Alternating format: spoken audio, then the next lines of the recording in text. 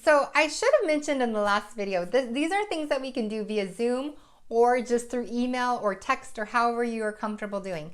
The same applies to signing, docu-signing the California Public Utility Commissioner's Consumer Protection Guide if you live in California, the solar agreement or the home improvement contract between you and the installer, and then you're going to sign either together or separately the net energy metering agreement with you and the utility company.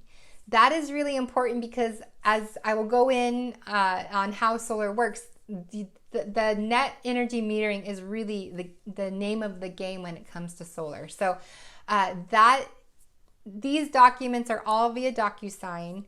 We can do it together and go through them as you know, you're reading through the documents, or if you're more comfortable doing it without me, you're welcome to do that too. I've had customers DocuSign all these documents without me and let me know when they're ready, because when they're all DocuSigned, then I submit them to the installer, and that starts the motion for getting solar installed on your rooftop. So that is what to expect when signing the Consumer Protection Guide for residents of California, the home improvement contract or the solar agreement with the installer, and then the net energy metering agreement with the utility company.